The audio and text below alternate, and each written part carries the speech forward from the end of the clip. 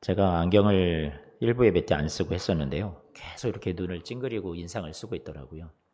안경을 쓰면은 이 잘생긴 얼굴이 좀 가려질까봐 제가 주저했었는데, 이렇게 얘기하면 좀 웃어줄 줄 알았는데 되게 안 웃어주시니까 제가 뻘쭘합니다. 안경을 그냥 쓰고 하는 게 좀 편할 것 같습니다. 계시록 말씀 우리가 지금 계속 나누고 있습니다. 지난 시간에 우리가 부를 승리의 노래에 대해서 말씀을 나눴었습니다.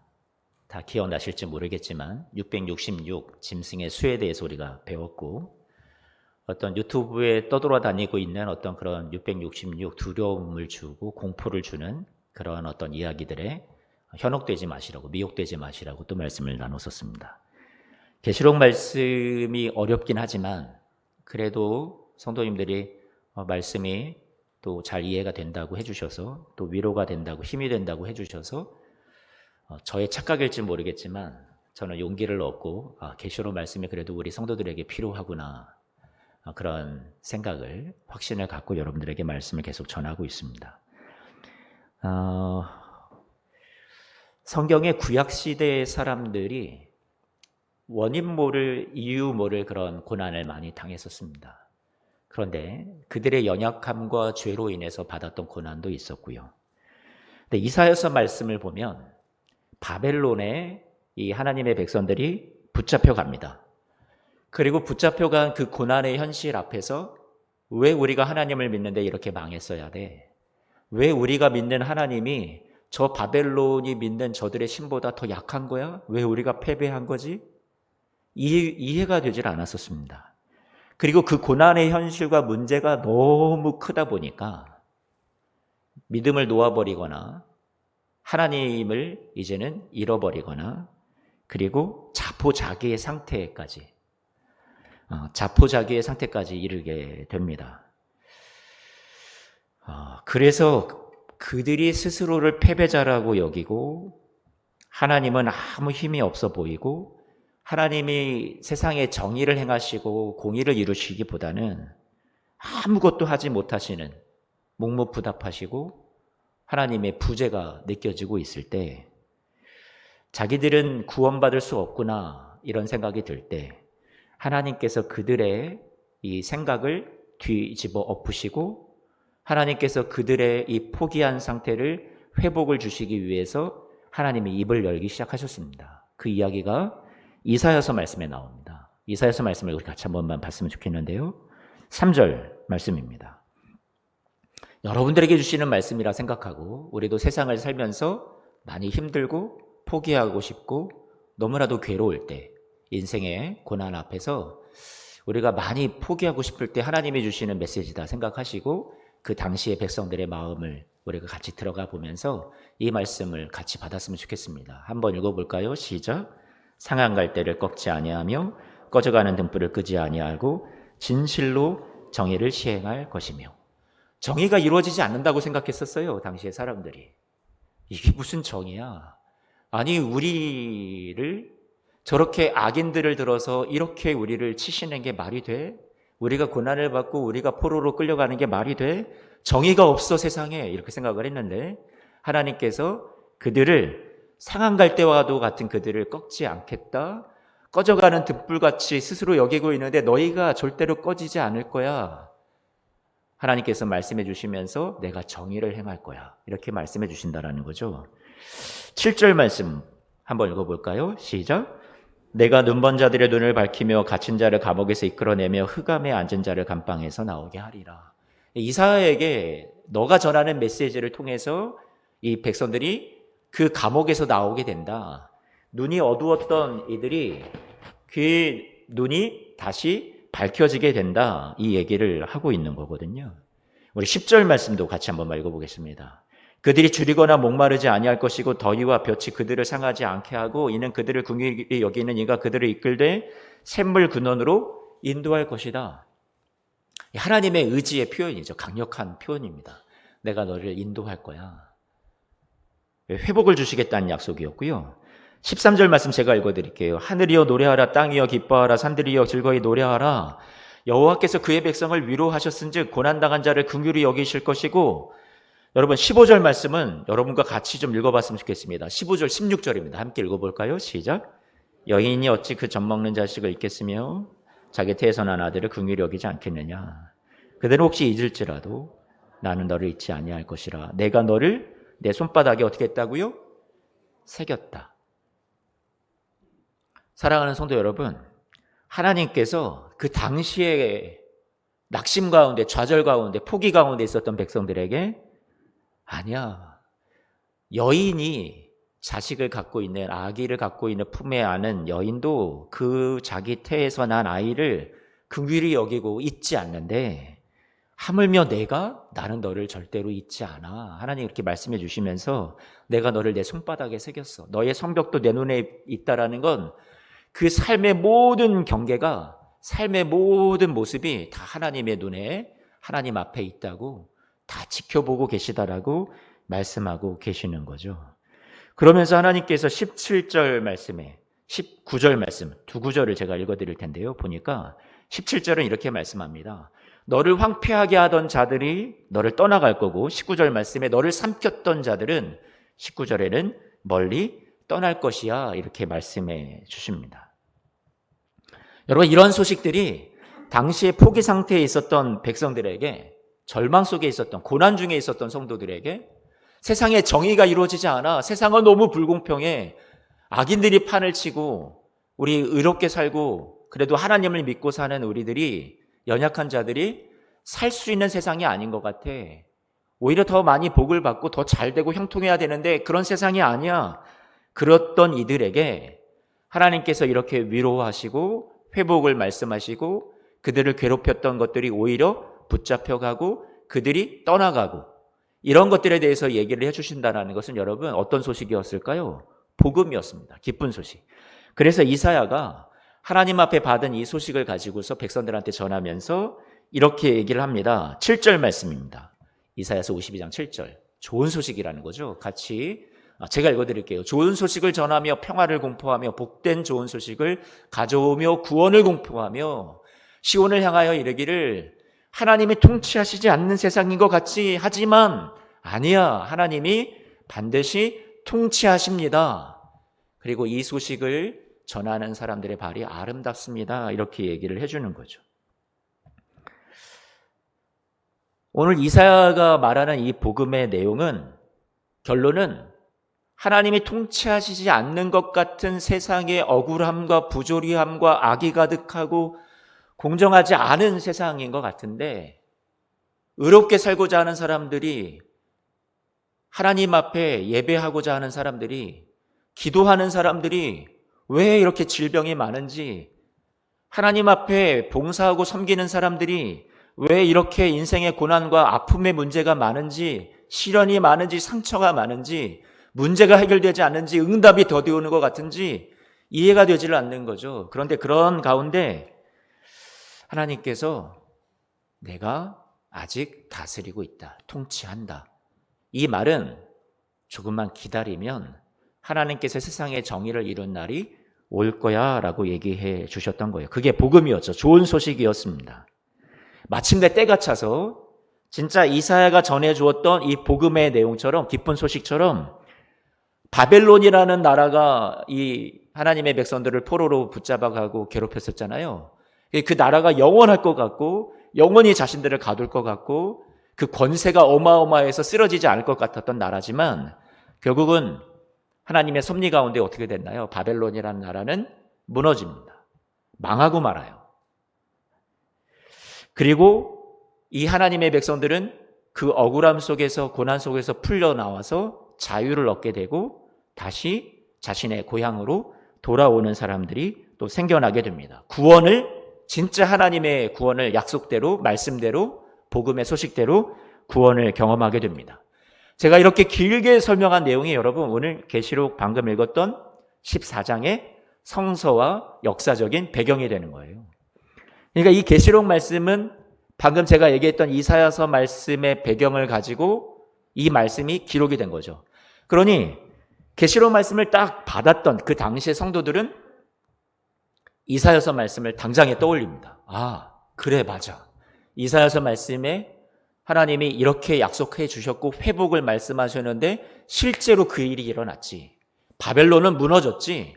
그리고 하나님의 백성들은 하나님 앞에 구원을 경험했지. 그것을 어떻게 했을까요? 상기하고 떠올렸단 말이에요. 그래서 오늘 6절 말씀을 볼까요? 우리가 방금 나눴던 이사야서 말씀을 여러분들 잘 기억을 한번 해보면서 오늘 계시록 14장의 말씀과 같이 연결을 해보겠습니다. 14장 6절 말씀을 볼까요? 뭐라고 얘기합니까? 또 보니 천사죠. 메시지를 전하는 메신저들이에요. 공중에 날아가는데 땅에 거주하는 자들 곧 모든 민족과 종족과 방언과 백성에게, 여러분 이 세상에 고난 가운데 있는 많은 사람들에게 하나님께서 이 메신저를 통해서, 천사를 통해서 전해주고자 하신 메시지가 뭐예요? 복음을 전해주고 싶은 거예요. 복음. 아까 이사야서에서 말했던 복된 소식이 있죠. 좋은 소식이요. 그것을 지금도 계시록 14장에서 전해주고 싶어 하십니다. 여러분, 바벨론이라는 나라가 그 당시에 구약시대 때 상징했던 것은 뭐예요? 포로로 잡아가고 이 하나님의 사람들, 성도들에게 고난을 주는 가해자의 대명사예요. 대명사. 그것을 바벨론이라는 세 글자로 표현이 되고 있었던 거죠.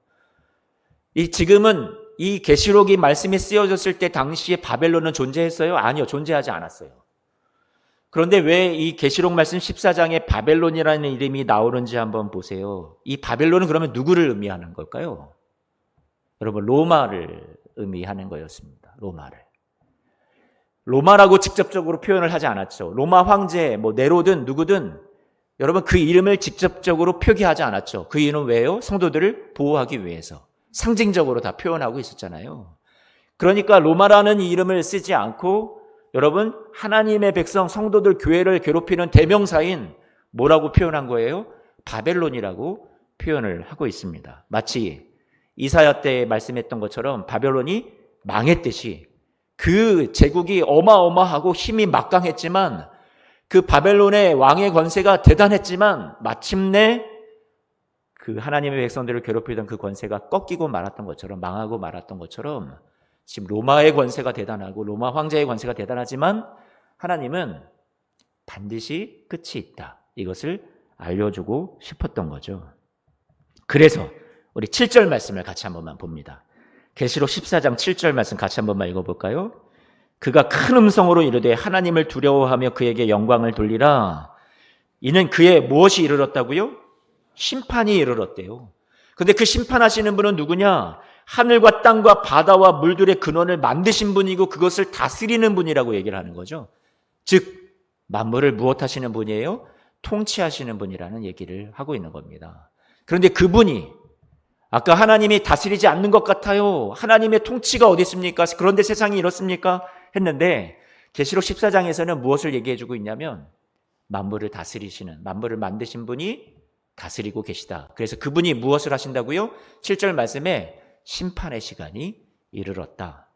이 얘기는 무슨 말이에요, 여러분? 우리 여기 말하는 심판은 저와 여러분들에게 이 계시록 말씀을 대하고 있는 우리 예수수망교회 성도들에게, 그러니 이 마지막 종말이니까 똑바로 살아라, 내가 널 심판할 거야, 이런 말씀이 아니라 여기에서 말하는 심판의 의미는 이 불공평한, 정의가 이루어지지 않은 약한 자들이 괴롭힘을 당하고 스스로 강하고 많은 권력을 가진 사람들이 그들이 행한 악에 대해서 대가를, 책임을 지지 않는 이 불공평한 세상을 하나님께서 정의를 이루겠다, 세상에 공정한 판결을 내리겠다라고 하시는 것이 이 심판의 의미입니다.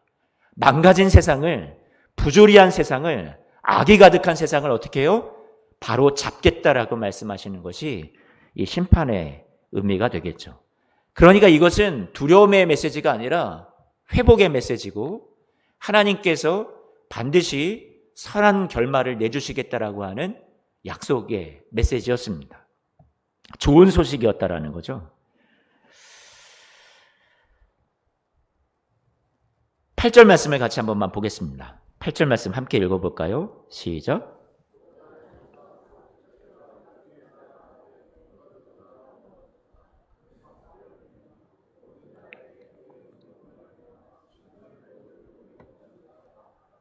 여러분 8절 말씀에 뭐라고 얘기하냐면 바벨론이 무너졌도다. 무너졌도다. 이렇게 두 번을 표현하고 있습니다. 눈여겨볼 것은 과거 시제로 표현하고 있고요.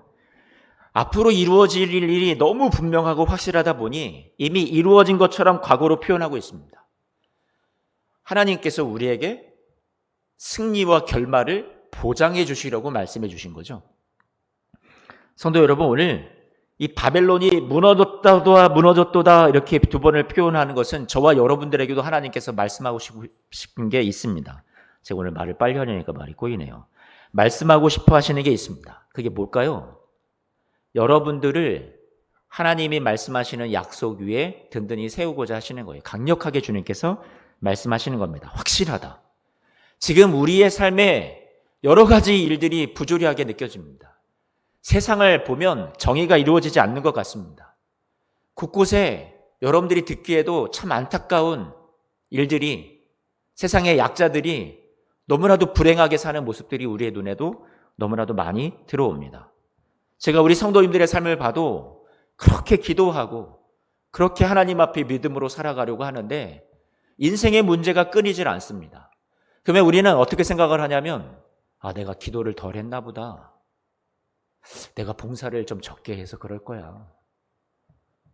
내가 하나님 앞에 더 예배를 더 열심을 내지 못해서 그랬나 보다. 자꾸 우리는 나의 어떤 신앙의 행위에 대해서, 내 노력, 내 열심에 대해서 자꾸만 죄의식을 갖게 됩니다. 그런데 그런 것을 말씀하시는 게 아니에요. 성경에서 얘기하고자 하는 것은 저와 여러분들이 당하는 이 고난이 하나님이 주시는 그 하나님의 법이 다 깨어져 버리고 망가져 버린 세상 속에서 우리가 살고 있기 때문에 우리가 이렇게 고난 가운데 살아가고 있다는 것을 말씀해 주고 있어요. 세상에 공정한 일들이 일어나지 않고 있습니다. 본래 하나님의 법은 하나님의 말씀대로 살고 하나님 앞에 믿음으로 살면 형통하고 잘 되고 이 땅에서 복을 누리는 것이 맞습니다. 하지만 세상이 망가졌잖아요. 죄로 오염됐잖아요. 그러다 보니까 이 세상은 하나님이 원하시는 그 하나님의 나라가 이루어지지 않습니다. 하나님의 통치가 세상 가운데 이루어져야 되는데 사람이 만들어내는 욕심과 죄가 이 하나님의 법을 다 깨뜨려버리고 망가뜨리고 있습니다. 그런데 하나님께서 이 세상을 그러면 관망하시고 두고만 보시느냐? 아니요. 그게 아니라 하나님께서 바로 잡으실 날이 올 것이라고 오늘 말씀하시는 거죠. 세상에 이렇게 여러분들의 눈에 보기에 이건 아닌데 했던 일들이 결국은 무너진다라고 오늘 말씀해 주는 거죠. 여러분들의 눈에 보기에 답답한 세상의 일, 답답한 악의 문제가, 세상의 이 부조리한 현실이 오늘 이 계시록 말씀에서는 뭐라고 표현되고 있어요? 바벨론으로 표현되고 있습니다. 그 바벨론은 무너질 것이라고 얘기해 주고 있는 거죠. 오늘 계시록 14장 10절 말씀 같이 한 번만 읽어봤으면 좋겠습니다. 계시록 14장 10절 말씀. 그도 하나님의 진노의 포도주를 마시려니 진노의 잔에 섞인 것이 없이 부은 포도주라. 여러분, 그렇게 얘기하면서 마치 지옥을 연상하게 하는 듯한 불과 유황으로 고난을 받는다라고 얘기해 주고 있습니다. 제가 예전에 지옥에 대해서 4가지 견해를 말씀드리고 지옥 논쟁 한번 바이블 아카데미 성경 공부 시간에 얘기를 나눈 적이 있었습니다. 이 부분은 나중에 또 저희 교역자들이나 또 제가 또 다룰 수 있는 부분들이 있다면 한 번 더 다뤄드리도록 하고요. 우리가 오늘은 이 10절 말씀 주목할 것은 진노의 잔, 진노의 포도주를 주목해 보시기를 바랍니다. 진노의 잔, 진노의 포도주라는 것은 이사야서 말씀에 같이 한 번만 들어가 볼까요? 이사야서 51장 22절, 23절 함께 읽어봅니다. 시작.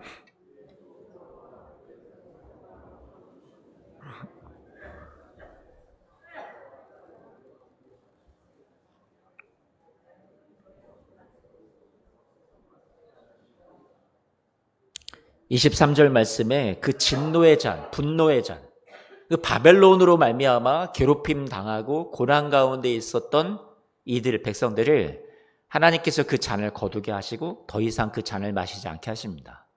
그리고 오히려 그 잔을 어떻게 해요? 23절 말씀에 괴롭히던 자들에게 어떻게 한다고 그랬어요? 돌려준다라고. 그들의 손에 둔다라고 말씀해 주고 있습니다. 여러분, 이 말씀이 오늘 저와 여러분들이 읽었던 8절 말씀 다시 한 번만 가봅니다. 8절 말씀 보니까 오늘 저와 계시록 14장과 이사야서 말씀을 연결시키고 있어요. 계시록 14장 8절 말씀에 뭐라고 얘기해요? 맨 마지막에 진노의 포도주를 먹이던 자들이 누구예요? 바벨론이라고 표현하고 있죠. 그렇죠? 그리고 10절 말씀에 그 진노의 포도주를 마시게 했던 이 자들이 오히려 진노의 포도주를 어떻게 한다고요? 마시게 된다라고 얘기해 주고 있습니다. 그러니까 여러분, 이 당시에 계시록 당시의 성도들이 그러면 그동안 우리를 힘들게 했던 이 진노의 잔을 이제는 더 이상 마시지 않을 때가 오고, 오히려 이 잔을 마시게 했던 저 로마가 이 잔을 다 자신들이 마시게 된다라는 이 말씀을 받았을 때 이들은 어땠을까요? 확신할 수 있었습니다. 왜요? 이미 한 차례 이사야서 말씀을 통해서 역사적으로, 실제 역사적으로 바벨론이라는 나라가 망하고 그들이 세상의 여러 나라 사람들을 짓밟고 침략하고 포로로 잡아가고 피 흘리게 했던 그 모든 진노의 잔을 이제는 자신들이 마시게 되고 망하게 된 것을 역사적으로 똑똑히 보았기 때문에 이 계시록 말씀을 받았던 사람들은 오늘 자신들에게 하나님의 이 기쁨의 소식이, 복음의 소식이, 회복의 소식이 들려졌을 때 어떻게 할 수 있었을까요? 여전히 의심하고 낙심했을까요? 여전히 힘이 없었을까요? 소망이 없었을까요? 아니요. 쓰러졌던 자리에서, 좌절했던 자리에서 어떻게 했나요? 일어설 수 있었습니다. 그래, 하나님의 약속한 말씀이 진짜로 역사 가운데 일어났었지. 그러면 오늘 우리도 지금 당장에는 이루어지지 않고 눈에 보이진 않지만 그래, 그날이 반드시 올 거야. 하나님이 정의를 이루실 날이 올 거야. 우리가 믿음으로 살고 의롭게 살려고 하는데 우리에게 이렇게 고난이 많아서 우리가 이해되지 않았던 이 아픔의 현실을 하나님께서 반드시 위로하시고 반드시 회복 주시고 우리의 눈에서 눈물을 씻기시고 우리에게 주실 하나님의 보상이, 상급이 분명히 있을 거야 하고 이들은 삶의 자리에서 의연하게 일어섰을 거란 말이에요. 내가 더 이상 지지 않아. 더 이상 나는 패배자가 아니야. 이렇게 일어섰을 거란 말이죠. 그래서 이들은 이 결말을 알았어요. 와, 그래, 주님이 이기신다고 우리에게 약속해 주시는 거구나.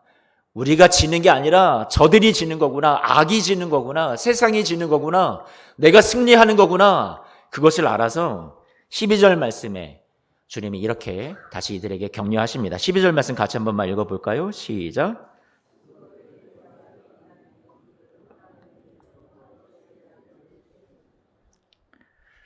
결말을 미리 보여주시고 바벨론은 망한다.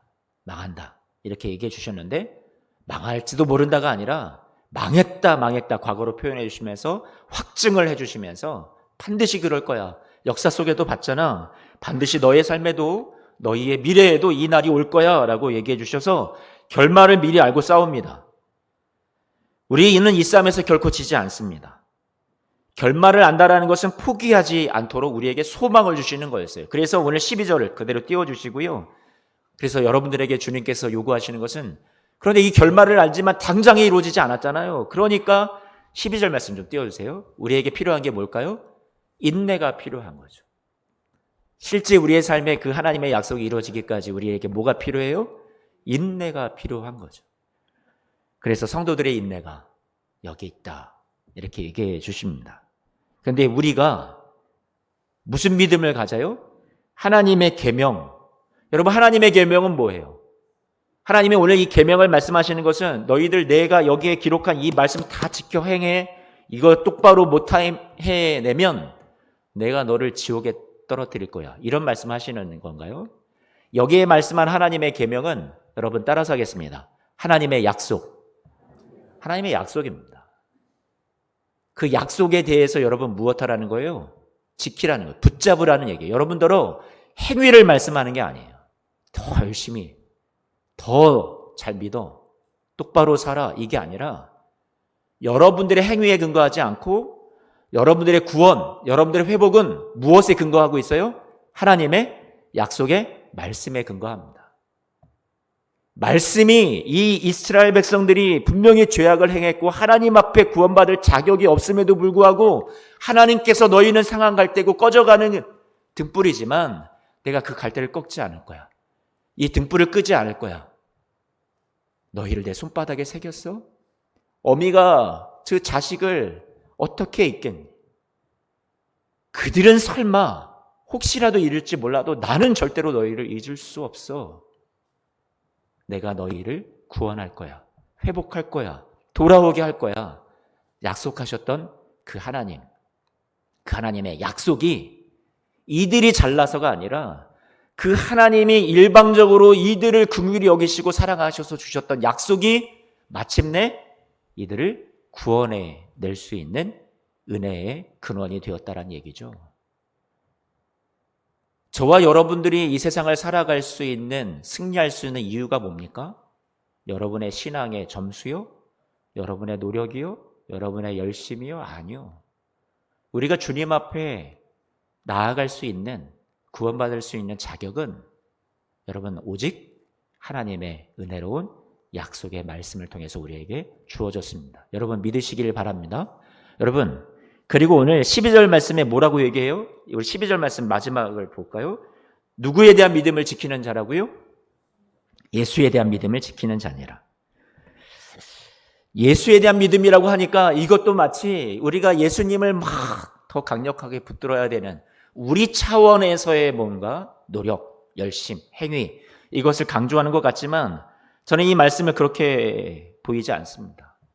이 예수에 대한 믿음이라는 것은요, 여러분, 예수님이 누굽니까? 우리가 우리의 강력한 의지로 막 붙들어야 하는 믿음을 제대로 좀 가지고 있어라.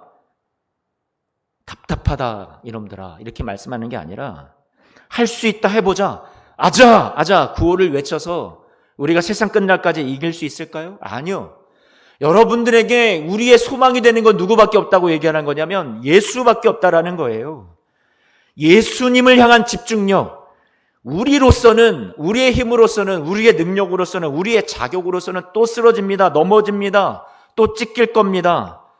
뭔가 해보려고 하고 이겨나갈 보려고 하지만 금세 우리의 옷은 더러워지고요. 우리는 또다시 실패하는 모습을 아마 보이게 될 겁니다. 우리로서는 소망이 없어요. 하지만 그럼에도 불구하고 오늘 우리는 뻔뻔스럽게도 일어나서 누구를 붙잡아요? 예수님을 붙잡는 겁니다. 내 모든 죄를 사랑으로 해결하셨고 그 당신의 모든 높은 보좌와 권위를 다 떠나서 버리고 저와 여러분들과 똑같은 사람의 모습을 입고 오셔서 생명을 다 내어주실 만큼 여러분을 아끼셨습니다. 여러분이 의로워서요? 아니요. 죄인이었을 때부터요. 여러분이 하나님을 찾기 전부터 여러분들의 연약함을 미리 아시고 처음부터 그런 존재임을 아셨음에도 불구하고 그런 나를 구원하셔서 저 하늘에 저와 여러분들을 세우고 하나님 보좌에 당신 혼자 앉는 것이 아니라 여러분들이 같이 그 자리에 앉게 하시기 위해서 십자가로 여러분을 묶어 여러분들을 같은 예수님과 운명에 처할 수 있도록 그렇게 구원하셔서 여러분들을 세우신 분이시란 말이에요. 우리가 지금 계시록 말씀을 통해서 계속 봐왔잖아요. 우리를 그 하늘에 하나님의 보좌 앞에 예수님이 같이 계시는데 그 옆에 저와 여러분들을 다 보좌에 앉히신 모습을 제가 다시 설명하지 않아도 여러분 기억하시리라 저는 그렇게 믿고 있습니다. 그 예수님을 끝까지 바라보라는 얘기예요. 우리 의지로는 안 돼요. 그러니까 12절 말씀 다시 한 번만 띄워주세요. 여러분 자신에 대한 믿음을 가지라고 지키라고 말하는 게 아닙니다. 예수의 보혈의 공로 의지해서 그분의 은혜가, 그분의 보혈이, 그분의 사랑이 나의 연약함과 세상을 이길 수 없는 나의 의지의 빈약함과 세상의 이 엄청난 고난 앞에 내가 감당할 수 없는 나의 가난함을 뛰어넘는 하나님의 부유함과 주 예수 그리스도의 보혈의 능력과 여러분들의 죄를 덮고도 남는 주 예수 그리스도께서 입혀주시는 그 누더기 옷을 벗기시고 흰 옷을 입혀주시는 그 주님의 놀라우신 은총이 여러분 그 어느 것보다 세상보다 여러분보다 더 강력할 줄로 믿습니다. 우리는 그 예수님을 붙잡는 거죠. 그 예수님에 대한 그분이 어떤 분인지에 대한 그 믿음을 여러분 잃지 말고 놓치지 말고 그것을 간직하고 붙잡으라고 오늘 말씀을 우리에게 전해주고 있습니다. 그 주님을 뻔뻔스럽지만 끝까지 바라보는 게 여러분의 믿음이래요. 그러면 여러분 할만하지 않을까요? 전 그런 생각이 듭니다. 저를 바라보라면 못할 것 같은데 염치 없지만 뻔뻔스럽지만 그 주님의 은혜를, 그 주님의 공로를, 그 주님의 사랑을, 십자가를 바라보라면 그래도 소망이 있을 것 같습니다. 그래서 히브리서 12장 2절 말씀에 뭐라고 얘기합니까? 믿음의 주요 또 여러분들을 온전케 하시는 누구를 바라본다고요? 예수님을 바라보라고. 이 믿음의 주라는 건 믿음은 너희 것이 아니라 내가 너 안에 만들어가는 거야. 믿음의 창시자요 원저자라고. 여러분들 안에 믿음을 기록하고 계시는 분이세요. 한강이라는 노벨 문학상을 받은 그 사람보다 여러분 이 하나님, 이 예수 그리스도가 여러분 안에 믿음을 새겨가는 이 놀라운 작가의 이 능력이 더 대단하다고 저는 생각을 합니다. 사랑하는 성도 여러분, 오늘 13절 말씀 주님께서 여러분들에게 오늘 결론입니다. 13절 이렇게 말씀해 주십니다.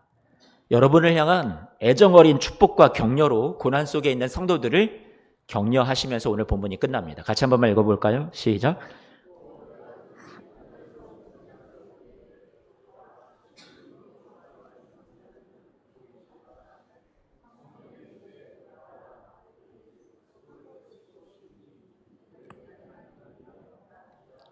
(13절) 말씀을 우리가 예수님 믿다가 결국은 죽게 되는구나, 순교당하는구나.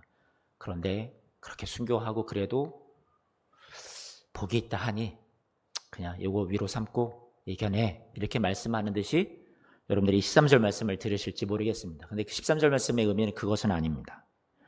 여러분, 주 안에서 죽은 자들이 그 앞에 부분 한 번만 좀 띄워줘 보세요. 13절 앞에 전반부 부분. 주 안에서 죽는 자들이 뭐 하다고요? 복이 있다.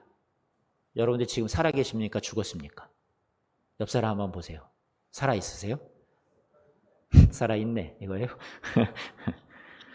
제가 볼 때 여러분들 죽었습니다. 무슨 소리지? 모르겠죠. 로마서 6장 말씀입니다. 로마서 6장으로 가서 안내해 드리겠습니다. 6장 말씀에 보면 이렇게 말합니다. 주 안에서 죽었다는 말을 잘 생각을 해보세요. 주 예수 그리스도를 말합니다. 6장 6절이 우리에게 설명을 해줍니다. 우리가 알거니와 우리의 옛사람이 예수와 함께 십자가에 못 박혀 죽었습니다. 죄의 몸이 죽은 거예요. 다시는 우리가 죄에 묶여있는 종노릇 하는 존재들이 아니라는 얘기입니다. 여러분, 이게 누구 안에서 죽은 거라고요? 주 안에서 죽은 자들입니다. 그러면 우리 7절 말씀 뭐라고 얘기합니까? 죄에서 벗어나 우리는 무엇을 받았다고요?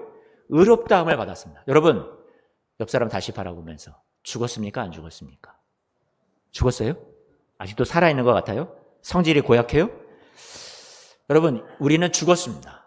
누구 안에서? 주 안에서 죽었습니다. 옛사람은 죄에 대해서 죽었습니다. 여러분, 이거 믿음으로 받는 거예요. 영 그렇게 안 보여도, 탐탁치 않아도, 내 모습이 옆 사람 모습이, 그래도 성경이 여러분들에게 무엇을 해줘요? 약속해 주고 있습니다. 여러분들에게 선언하고 있는 거예요. 하늘나라 법정에서 선언한 거예요. 같이 이제는 8절 말씀, 9절 말씀. 죽은 걸로 끝나나요? 같이 8절, 9절 읽어봅니다. 시작. 만일 우리가 또한 그와 함께 살 줄을 믿노니 이는 그리스도께서 죽은 자 가운데서 살아나셨음에 다시 죽지 아니하시고 사망이 다시 그를 주장하지 못할 줄을 알미로다. 아멘. 사랑하는 성도 여러분, 저와 여러분들을 위해서 죽으시고 우리를 죄와 상관없는 자로, 죄의 삭신 사망과도 상관없는 자로, 심판과 형벌로부터 상관없는 자로 만들어주시고 우리를 의롭다 만들어주셨으니 우리는 주 안에서 죽은 자가 맞고 우리가 복된 자가 맞아요? 아니에요? 맞는 거죠. 그런데 우리가 그렇게 사망과 죄에 대해서 죽은 것으로 끝나는 것이 아니라 부활하신 예수 그리스도께서 당신의 운명과 우리를 한데 묶으셔서 여러분들은 아직도 한참은 멀었다고 스스로 생각하고 있을지 몰라도 주님이 여러분들을 이미 십자가에서 묶으셨단 말이에요. 그분이 부활하셨어요. 그분이 승리하셨어요. 그분이 영원한 생명을 누리셨어요. 하늘나라 올라가셔서 보좌에 당당하게 앉으셨어요. 그런데 그것을 누구에게도 허락하신 거예요? 우리에게도 허락하셨습니다. 왜? 우리가 주와 함께 죽었지만 따라서 하겠습니다. 주와 함께 살아났기 때문에. 여러분 믿음으로 받으시기를 축복합니다. 아멘. 여러분들에게 주신 약속이라는 말이에요. 그러니 여러분 우리가 복이 있는 겁니다. 사랑하는 성도 여러분, 오늘 13절 계시록 14장 13절 말씀에 여러분들이 이 땅에서 그 수고하고 눈물 흘렸던 그 아픔이 오늘 13절 말씀 뒷부분 좀 띄워줘 보세요. 그 수고를 그치게 될 거라고 여러분들을 위로하시는 말씀이 나오고 있습니다. 그리고 여러분들에게 행한 일에 대해서 여러분들이 내가 이렇게 열심히 살아왔는데 이렇게 믿음으로 애쓰고 기도하고 하나님 앞에 말씀 붙잡고 살아왔는데 다 헛것인가? 아니요. 절대로 헛되지 않도록 하나님께서 선한 것으로 결말로 여러분들에게 갚아주실 줄로 믿습니다. 따름이라 했어요. 그들의 행한 일이 뭔가 마땅한 보상이 뒤따르지 않았어요. 내가 그래도 이렇게 어렵게 살았는데 세상은 이게 뭐야 대체. 여러분들에게 주어지는 이 세상의 축복이라고 우리가 현세에서 정말로 누리지 못하는 것 같아요. 그런데 때가 되면 하나님께서 어떻게 만들어 주신다고요? 하나님이 따른다고. 여러분의 행했던 이 삶에 대해서 주님께서 그 선한 것으로 뒤따르게 갚아주신다라고 말씀해 주고 계십니다. 사랑하는 성도 여러분, 지난 시간 우리는 어두운 현실을 보여주는 땅의 이야기에서 우리의 시선을 옮겨서 하늘을 보게 하시는 소망을 주는 하늘 이야기를 나눴습니다. 미래에 구원받은 성도들의 모습을 미리 보여주면서 현재 고난 속에 있는 성도들을 격려하는 말씀이었죠. 당시 로마 황제를 숭배함으로 인해서 받을 수 있는 경제적 풍요와 성공, 형통의 표를 받지 못하여서 낙심되고 막막하고 실패자요 패배자인 것처럼 여겨지며 살아왔는데 하늘을 바라보게 하시고 위를 보게 하시더니 거기에는 내 모습이 패배자가 아닌 분명한 승리의 모습으로 당당하게 서서 딱 보니까 짐승의 표를 받지 못해서 이 땅에서는 너무 억울하고 힘든 삶을 살고 있는데 하늘을 봤을 때 거기에 있는 내 모습은 짐승의 표가 아닐지라도 하나님 아버지와 어린 양 예수 그리스도의 이 이름이 새겨진 표를 받고 있었고 승리의 노래를 이미 멋지게 부르는 모습을 보여주셨습니다. 사랑하는 성도 여러분, 이 모습을 보게 한 것은 이 당시의 성도들이 그러니 다시 한번 일어서야겠다. 용기와 격려를 주시고자 하셨던 것이 하나님의 의도였습니다. 오늘 이 본문 말씀도 이사야가 백성들에게 구약의 백성들에게 바벨론은 망한다. 여러분들은 반드시 회복됩니다. 그렇게 축복과 위로와 회복의 메시지를 전하여 주었듯이 그리고 마침내 역사 속에 실제적으로 그 백성들이 이게 과연 이루어질까 했었는데 진짜로 이루어지는 것을 눈에 보았듯이 이 역사를 경험했던 사람들은 이 요한계시록의 말씀을 받으면서 그래, 우리 당장에는 내 눈앞에는 없지만 반드시 하나님께서 이루어 주실 거야. 약속을 붙잡고 나는 의지가 없지만 나는 약하지만 예수에 대한 공로를 의지해서 예수 사랑 의지해서 다시 한번 일어서리라 하고 힘있게 일어설 수 있었던 성도들이었습니다. 사랑하는 우리 예수소망교회 성도 여러분, 우리도 어렵지만 하루하루 우리 주님 의지하면서 예수를 바라보면서 여러분들이 이 길을 믿음으로 일어나가 주시기를, 걸어가 주시기를 주님의 이름으로 축복합니다.